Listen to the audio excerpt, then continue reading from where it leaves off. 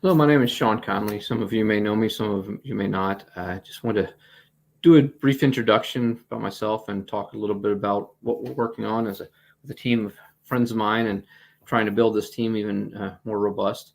One of the things I've done in my life is I was with the U.S. Army for almost 26 years, spent countless hours and days and even years overseas, as well as working here in the United States during disasters, for domestic disasters, as well as trying to help rebuild communities like Hurricane Katrina and some of the ice storms throughout the Midwest, as well as floods and other disasters in the United States and Central America.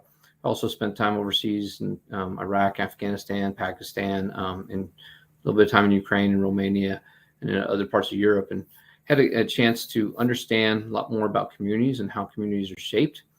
And what I want to do is take those lessons learned and help to restore a lot of the community trust and community growth that we've had here historically in the United States and just has not materialized over the past 50 years. And when I say that, one of the things I'll kind of bring up is a couple of books that I've read and I think that are very good classic collections of how communities work. And one of the things is one's called Revenge of Geography. The other one is called The World is Flat. And in World is Flat by Thomas Friedman, he talks about modern technology and how it has brought us together as a world where, in one of his discussions, he was talking about a trip overseas in India, and he could talk to his daughter immediately and have an instant rapport of what's going on with her life, as almost as if he was around the world, didn't really make a difference. And so his premise was that the world has become flat because technology has made it easy to travel as well as communicate across the world. Same time, you have contrarian book to it, which is by Robert Kaplan, it's called Revenge of Geography. And Revenge of Geography brings about the idea that geography, even though technology is improving, even though commerce is increasing, geography is becoming more important. And there's an extent of, I believe that, where geography to move items around the world and geography to connect people has become more critical, and natural geography is a limiting factor in many cases. Being an Army engineer and having the opportunity to work with providential reconstruction teams, as well as teams doing reconstruction after disasters, as well as preparing to prevent disasters and building other obstacles in the military for specific purposes, I can see how geography plays a critical role. And one of the things I've been blessed to do is shape terrain. And shaping terrain, I shape both physical terrain and human terrain. So when we would go into communities, there's the physical aspect of, sometimes the communities need to be connected through lines of logistics. Sometimes they had dams or waterways that need to be improved, or just roads that would move the terrain, shape the terrain to where people could connect with one another. There was also matters of human terrain, where the needs of a village or needs of an individual would definitely have to be addressed, and that community could shape through the physical terrain as well as the community together. So from that, been born an idea of investing that my wife and I and other partners have talked about, and that is investing in communities in a way that shapes the terrain.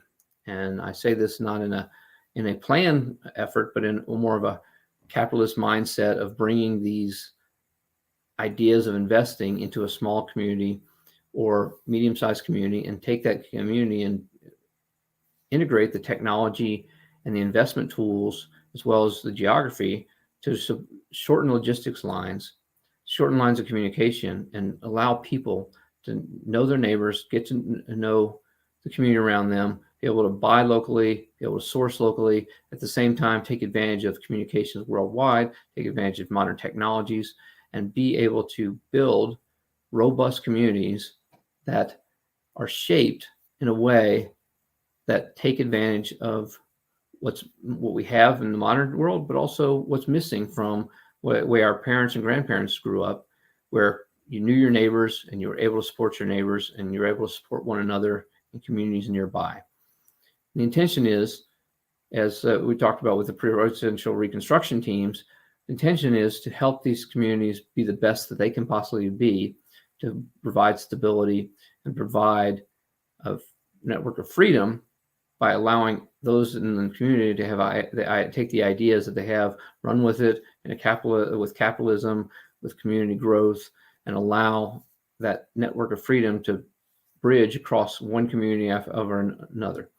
So that allows us to bring about a successful investment strategy by bringing in lines of effort, both physical of shaping the terrain, building housing communities, building other aspects of businesses, as well as helping increase the capacity of the education system, which allows people to want to come to the area and raise their children, allow increase in the parks, allow increase in the crop growth and other aspects of a key terrain that becomes a key terrain feature that moves people to come there and grow as a community and grow in a federalist type idea of freedom is at the local level, and freedom becomes a growth with capitalists that can allow ideas to spread and flourish and be able to network.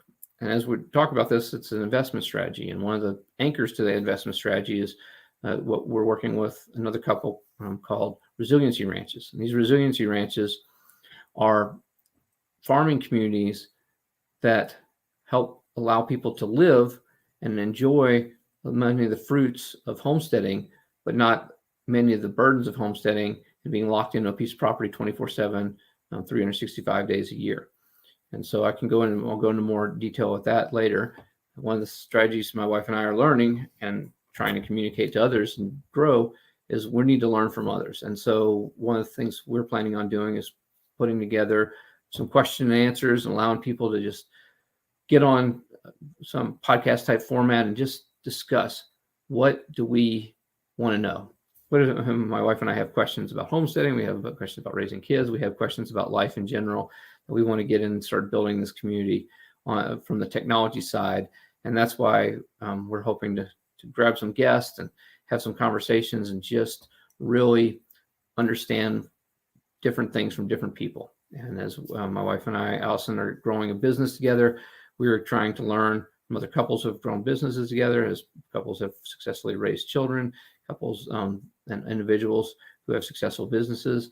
So that's kind of where we're going. And we're going to explore this idea of shaping communities, shaping the terrain to shorten communications lines and shorten logistics lines. So that's the biggest aspect of what we're trying to do. We're trying to put it together and trying to see how it goes. So one thing I'd love to do is just, hey, if you got a couple of minutes, take a look, get in the comments below. Please make comments. We'd love to hear any ideas, anything you think would go well to be able to bring this to fruition. So again, my name is Sean Conley. Nice to meet you, and welcome to our journey.